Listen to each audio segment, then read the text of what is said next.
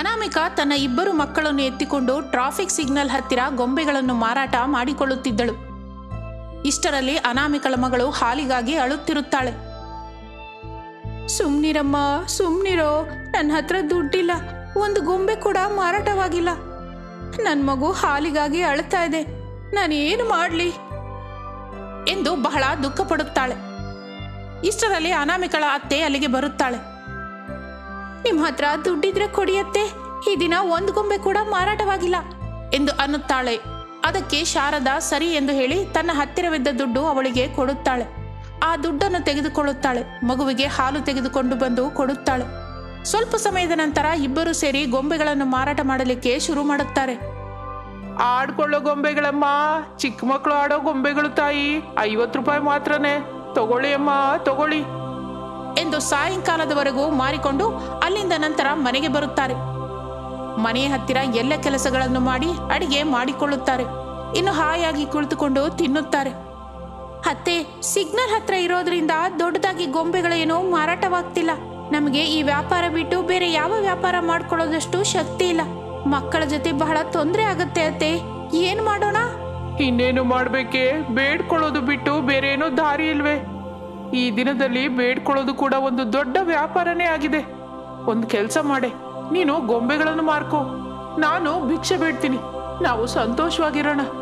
ಅಯ್ಯೋ ಅದೇನತ್ತೆ, ಎಷ್ಟು ಕಷ್ಟವೋ ನಷ್ಟವೋ, ನಾವು ವ್ಯಾಪಾರ ಮಾಡ್ಕೊಂಡೇ ಬದುಕೋಣ. ನನ್ನ ಮಗನನ್ನು ಮಾಡಿಕೊಂಡು ನೀನು ದೊಡ್ಡ ತಪ್ಪು ಮಾಡಿದೆಮ್ಮ. ನಾವು ಅದಕ್ಕೋಸ್ಕರ ಇಷ್ಟು ಕಷ್ಟ ಪಡ್ತಾ ಇದೀಯಾ ಎಂದು ಬಹಳ ದುಃಖ ಪಡುತ್ತಾಳೆ ಶಾರದಾ. ಅನಾಮಿಕಾ ಅವಳನ್ನು ಸಮಾಧಾನಿಸುತ್ತಾಳೆ, ಬುದ್ಧಿ ಹೇಳುತ್ತಾಳೆ. ಇನ್ನು ಆ ದಿನ ಕಳೆದು ಹೋಗುತ್ತದೆ. ಆ ಮಾರನೇ ದಿನ ಬೆಳಗ್ಗೆ ಅತ್ತೆ ಸೊಸೆಯರು ಕೂಡ ಗೊಂಬೆ ಮಾರಲಿಕ್ಕೆ ಹೋಗುತ್ತಾರೆ.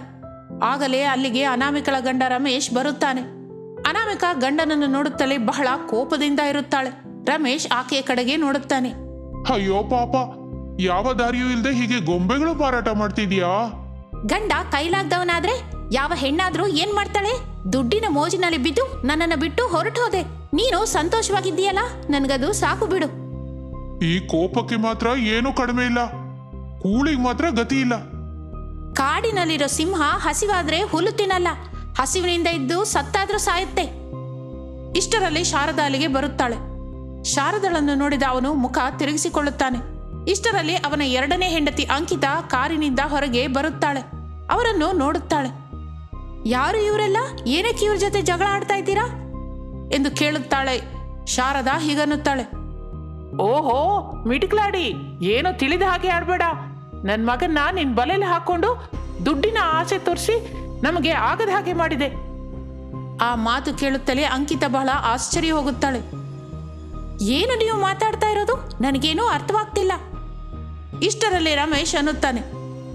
ಅವರಿಗೆ ಬುದ್ಧಿ ಸರಿ ಇಲ್ಲ ಬಿಡು, ಇಲ್ಲಿಂದ ಹೋಗೋಣ ಬಾ. ಅದಕ್ಕೆ ಅಂಕಿತಾ ನಿಜಕ್ಕೂ ಒಪ್ಪಿಕೊಳ್ಳುವುದಿಲ್ಲ.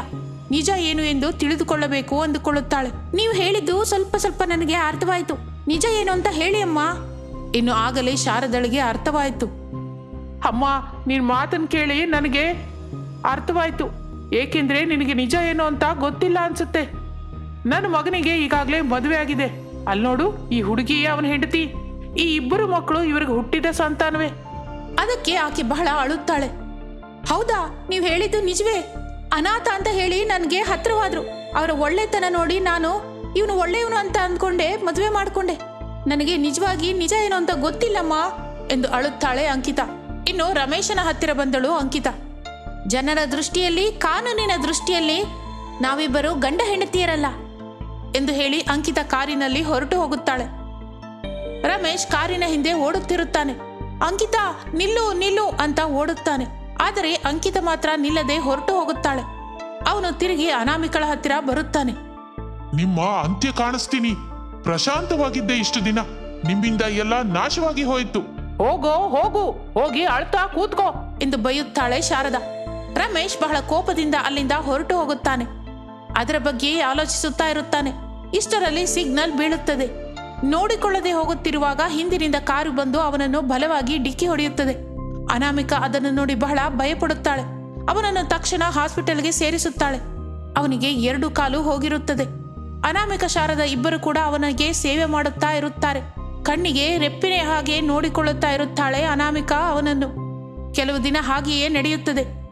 ಅವನನ್ನು ಮನೆಗೆ ಕರೆದುಕೊಂಡು ಹೋಗುತ್ತಾರೆ. ಅವನ ಎರಡನೇ ಹೆಂಡತಿ ಅಂಕಿತಾ ಬಂದು ಕಾಲು ಹೋದ ನಂತರ ಹೀಗಂದುಕೊಳ್ಳುತ್ತಾಳೆ, ಮೋಸ ಮಾಡಿದ್ದಕ್ಕೆ ತಕ್ಕ ಶಾಸ್ತಿ ನಡೆಯಿತು, ಈ ದುಡ್ಡು ತೆಗೆದುಕೋ ಎಂದು ಹೇಳಿ ಸ್ವಲ್ಪ ದುಡ್ಡನ್ನು ಅವನ ಮುಖಕ್ಕೆ ಹೊಡೆದು ಅಲ್ಲಿಂದ ಹೊರಟು ಹೋಗುತ್ತಾಳೆ. ರಮೇಶ್ ಬಹಳ ದುಃಖ ಪಡುತ್ತಾ ಇರುತ್ತಾನೆ. ಮತ್ತೆ ಕೆಲವು ದಿನಗಳು ಕಳೆಯುತ್ತದೆ. ಅನಾಮಿಕಾ ಅವನನ್ನು ಬಹಳ ಚೆನ್ನಾಗಿ ನೋಡಿಕೊಳ್ಳುತ್ತಾ ಇರುತ್ತಾಳೆ. ಆಗಲೇ ಅವನಿಗೆ ವಿಷಯ ಅರ್ಥವಾಗುತ್ತದೆ. ಅನಾಮಿಕಾ, ನಾನು ನಿನ್ನನ್ನು ಬಿಟ್ಟು ಬಹಳ ದೊಡ್ಡ ತಪ್ಪು ಮಾಡಿದೆ. ಈಗಲೇ ನನಗೆ ನಿಜವಾದ ಪ್ರೇಮ ಏನು ಅಂತ ಅರ್ಥವಾಯಿತು. ಪ್ರೇಮ ದುಡ್ಡು ಕೇಳೋದಿಲ್ಲ, ಎದುರಿನವರ ಮನಸ್ಸನ್ನೇ ಕೇಳಿಕೊಳ್ಳುತ್ತೆ ಅಂತ ಈಗಲೇ ನನಗೆ ಅರ್ಥವಾಯಿತು ಎಂದು ರಮೇಶ ಬಹಳ ದುಃಖ ಪಡುತ್ತಾನೆ. ಇನ್ನು ಅನಾಮಿಕಾ ನಡೆದದ್ದು ಎಲ್ಲ ಮರೆತು ಹೋಗಿ ಅನ್ನುತ್ತಾಳೆ. ಇನ್ನು ಅವರು ಒಂದು ಚಿಕ್ಕ ವ್ಯಾಪಾರ ಮಾಡಿಕೊಂಡು ನಡೆದಿದ್ದನ್ನು ಮರೆತು ಹೋಗಿ ಕಾಲ ಕಳೆಯುತ್ತಿರುತ್ತಾರೆ. ಮಳೆಗಾಲ ಬರುತ್ತದೆ.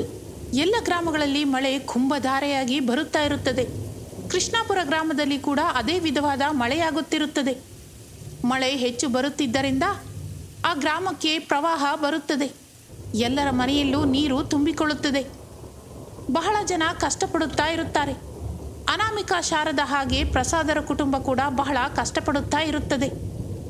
ಏಕೆಂದರೆ ಸೊಸೆ ಅನಾಮಿಕಾ ಗರ್ಭವತಿ. ಆಕೆಗೆ ಏನೋ ತಿಂಗಳು ತುಂಬಿದೆ. ಯಾವ ಸಮಯದಲ್ಲಿ ಕೂಡ ನೋವು ಬರಬಹುದು. ಆದ್ದರಿಂದ ಆ ವಿಷಯದಿಂದ ಶಾರದಾ, ಅನಾಮಿಕಾ, ಪ್ರಸಾದ್ ಬಹಳ ಗಾಬರಿಯಾಗಿರುತ್ತಾರೆ. ಇನ್ನು ಆಗಲೇ ಅನಾಮಿಕಾ ಹೀಗನ್ನುತ್ತಾಳೆ, ಈ ಸಮಯದಲ್ಲಿ ನನಗೆ ನೋವು ಬರಬಾರ್ದು. ದೇವ್ರೇ, ನೀನು ನೆನೆಸಿಕೊಂಡ್ರೆ ಏನಾದರೂ ಮಾಡಬಹುದು. ಈ ಮಳೆನ ನೆರೆನ ಹೇಗಾದ್ರೂ ಮಾಡಿ ಎಂದುಕೊಳ್ಳುತ್ತಾ ಅನಾಮಿಕಾ ದೇವರನ್ನು ಪ್ರಾರ್ಥಿಸುತ್ತಾ ಇರುತ್ತಾಳೆ. ಪ್ರಸಾದ್, ಶಾರದಾ ಕೂಡ ಅದೇ ಪ್ರಾರ್ಥನೆ ಮಾಡುತ್ತಾ ಇರುತ್ತಾರೆ. ಆದರೆ ತಾನು ಒಂದು ಬಗೆದರೆ ದೈವ ಮತ್ತೊಂದು ಅಂದುಕೊಳ್ಳುತ್ತದೆ ಅನ್ನುವ ಹಾಗೆ ಇಷ್ಟರಲ್ಲಿ ಅನಾಮಿಕಳಿಗೆ ನೋವು ಶುರುವಾಗುತ್ತದೆ. ಅವರ ಕುಟುಂಬದವರೆಲ್ಲ ಗಾಬರಿಯಾಗುತ್ತಾರೆ. ಅಯ್ಯೋ ಅಮ್ಮ, ಅನಾಮಿಕಳಿಗೆ ಈಗ ಎಲ್ಲಿ ಕರ್ಕೊಂಡು ಹೋಗ್ಲಿ? ಸುತ್ತ ಎಲ್ಲ ಕಡೆ ನೀರು. ಹಾಸ್ಪಿಟಲ್ಗೆ ಹೋಗ್ಬೇಕು ಅಂದ್ರೆ ಬಹಳ ಕಷ್ಟವಮ್ಮ ಎಂದು ಗಾಬರಿ ಪಡುತ್ತಾ ಇರುತ್ತಾನೆ ಪ್ರಸಾದ್. ಅರೆ, ಮಳೆ ನಿಂತಿದೆ ನೋಡು, ನಮ್ಮವರು ಯಾರನ್ನಾದ್ರೂ ಇದ್ರೆ ಕರಿ ಎನ್ನುತ್ತಾಳೆ. ಅವನು ನೀರಿನಲ್ಲೇ ನಡೆದುಕೊಂಡು ಯಾರಾದರೂ ಕಾಪಾಡಿ ಎಂದು ಕೂಗುತ್ತಾ ಇರುತ್ತಾನೆ. ಆದರೆ ಆಗಲೇ ಊರಿನವರೆಲ್ಲ ಊರು ಬಿಟ್ಟು ಬೇರೆ ಗ್ರಾಮಕ್ಕೆ ಹೋಗಿರುತ್ತಾರೆ. ಮತ್ತೆ ಕೆಲವರು ನೀರಿನಲ್ಲಿ ಮುಳುಗಿ ಸತ್ತು ಹೋಗಿರುತ್ತಾರೆ. ಬಹಳ ಶವಗಳು ಅಲ್ಲಿ ತೇಲುತ್ತಾ ಇರುತ್ತದೆ.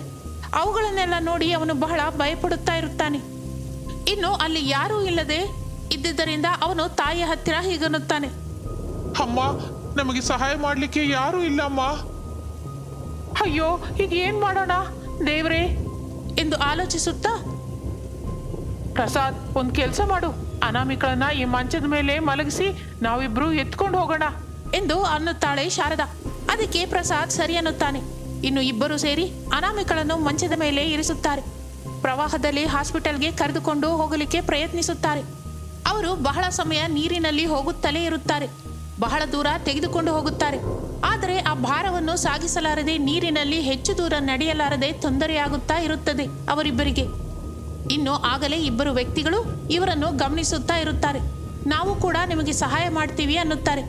ಅದಕ್ಕೆ ಅವರು ಅವರಿಗೆ ಕೃತಜ್ಞತೆಗಳನ್ನು ಹೇಳಿ ಬೇಗನೆ ಬಂದು ಸಹಾಯ ಮಾಡಿ ಅನ್ನುತ್ತಾರೆ. ಇನ್ನು ಅವರು ಕೂಡ ಬಂದು ಆ ನಾಲ್ವರು ಸೇರಿ ಅನಾಮಿಕಳನ್ನು ಎತ್ತಿಕೊಂಡು ಹೋಗುತ್ತಾ ಇರುತ್ತಾರೆ. ಸ್ವಲ್ಪ ದೂರ ಹೋದ ನಂತರ ಒಂದು ಚಿಕ್ಕ ಹಾಸ್ಪಿಟಲ್ ಕಾಣಿಸುತ್ತದೆ ಅವರಿಗೆ. ಆ ಹಾಸ್ಪಿಟಲ್ನಲ್ಲಿ ಕೂಡ ನೀರು ಬಂದಿರುತ್ತದೆ. ಇನ್ನು ಅಲ್ಲಿರುವ ಡಾಕ್ಟರ್ ಹೀಗನ್ನುತ್ತಾಳೆ, ಕರ್ಕೊಂಡು ಬನ್ನಿ ಅಮ್ಮ, ಬೇಗನೆ ಒಳಗಡೆ ಕರ್ಕೊಂಡು ಬನ್ನಿ ಎಂದು ಕರೆಯುತ್ತಾಳೆ. ಅವರು ಒಳಗಡೆಗೆ ಕರೆದುಕೊಂಡು ಹೋಗುತ್ತಾರೆ ಅನಾಮಿಕಳನ್ನು. ಇಲ್ಲಿ ಇಳಿಸಿ, ನಾನು ನೋಡಿಕೊಳ್ತೀನಿ ಎಂದು ಆ ಡಾಕ್ಟರ್ ಹೇಳುತ್ತಾಳೆ. ಇನ್ನು ಅವರು ಆ ಪ್ರದೇಶದಲ್ಲಿ ಮಂಚವನ್ನು ಕೆಳಗೆ ಇಳಿಸುತ್ತಾರೆ. ಮಂಚ ನೀರಿನಲ್ಲಿ ತೇಲುತ್ತಾ ಇರುತ್ತದೆ, ಆ ನೆರೆಯ ನೀರಿನಲ್ಲಿ. ಆಗ ಆ ಡಾಕ್ಟರ್ ಶಾರದಳ ಹತ್ತಿರ, ನೀವು ಇರಿ, ಮಿಕ್ಕ ಗಂಡಸರು ಹೊರಗೆ ಹೋಗಿ ಅನ್ನುತ್ತಾಳೆ. ಇನ್ನು ಆ ಗಂಡಸರೆಲ್ಲ ಹೊರಗೆ ಹೋಗುತ್ತಾರೆ. ಡಾಕ್ಟರ್ ಅಲ್ಲಿಗೆ ಬರುತ್ತಾಳೆ. ಆಕೆಗೆ ಹೆರಿಗೆ ಮಾಡಿಸುತ್ತಾಳೆ. ಅನಾಮಿಕಾ ಒಂದು ಮಗುವಿಗೆ ಜನ್ಮ ಕೊಡುತ್ತಾಳೆ. ಇನ್ನು ಅವರೆಲ್ಲ ಬಹಳ ಸಂತೋಷ ಪಡುತ್ತಾರೆ. ಇಷ್ಟರಲ್ಲಿ ಅನಾಮಿಕಳಿಗೆ ಬಿಕ್ಕಳಿಕೆ ಶುರುವಾಗುತ್ತದೆ.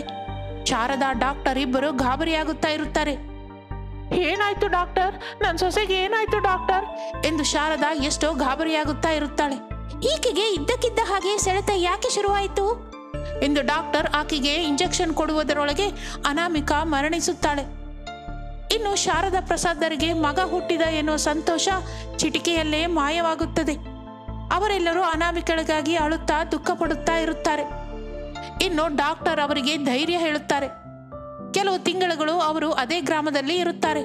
ಶಾರದಾ ಆ ಮಗುವನ್ನು ಜಾಗ್ರತೆಯಾಗಿ ನೋಡಿಕೊಳ್ಳುತ್ತಾ ಇರುತ್ತಾಳೆ. ಆದರೆ ಅವರಿಗೆ ಅನಾಮಿಕಳಲ್ಲದ ಲೋಪ ಎದ್ದು ಕಾಣಿಸುತ್ತದೆ. ಕೆಲವು ದಿನದ ನಂತರ ಶಾರದಾ ಅನಾರೋಗ್ಯದಿಂದ ಮಂಚ ಹಿಡಿಯುತ್ತಾಳೆ. ಆಗ ಶಾರದಾ ಪ್ರಸಾದ್ ಹತ್ತಿರ ಹೀಗನ್ನುತ್ತಾಳೆ. ಬಾಬು ಪ್ರಸಾದ್, ಅನಾಮಿಕಳ ತಂಗಿ ವೆನ್ನೆಲನನ್ನು ಇಲ್ಲಿಗೆ ಬಾ ಅಂತ ಕರಿ. ಮಗುವನ್ನ ನೋಡಿಕೊಳ್ಳಲಿಕ್ಕೆ ನಿನಗೆ ತುಂಬಾ ತೊಂದರೆ ಆಗ್ತಾ ಇದೆ. ಅದಕ್ಕೆ ಪ್ರಸಾದ್ ಸರಿ ಅನ್ನುತ್ತಾನೆ. ಇನ್ನು ಆ ದಿನ ಕಳೆದು ಹೋಗುತ್ತದೆ. ಇನ್ನು ಮಾರನೇ ದಿನ ಪ್ರಸಾದ್ ವಿಷಯ ತಿಳಿಸಿದ್ದಕ್ಕೆ ಅನಾಮಿಕಳ ತಂಗಿ ವೆನ್ನೆಲ ಅಲ್ಲಿಗೆ ಬರುತ್ತಾಳೆ. ವೆನ್ನೆಲ ಹುಟ್ಟಿದ ಮಗುವನ್ನು ಅತ್ತೆಯನ್ನು ಜಾಗ್ರತೆಯಾಗಿ ನೋಡಿಕೊಳ್ಳುತ್ತಾಳೆ. ಶಾರದಳ ಆರೋಗ್ಯ ಪೂರ್ತಿಯಾಗಿ ಕ್ಷೀಣಿಸುತ್ತಾ ಹೋಗುತ್ತದೆ. ಅಮ್ಮ ವೆನ್ನೆಲ, ನನಗೊಂದು ಮಾತು ಕೊಡಮ್ಮ. ಅದಕ್ಕೆ ವೆನ್ನೆಲ ಹೇಳಿ ಅತ್ತೆ ಅನ್ನುತ್ತಾಳೆ. ನಿನ್ನ ಅಕ್ಕ ಅನಾಮಿಕ ಸತ್ತು ಹೋದ ನಂತರ ನಿನ್ ಭಾವ ಮನುಷ್ಯನಾಗಿಲ್ಲ. ನಾನು ಇವತ್ತು ನಾಳೆನೋ ಅನ್ನೋ ಹಾಗೆ ಇದ್ದೀನಮ್ಮ. ಅದಕ್ಕೆ ನಿನ್ನ ಭಾವನನ್ನು ನೀನೇ ಮದುವೆ ಮಾಡ್ಕೊ.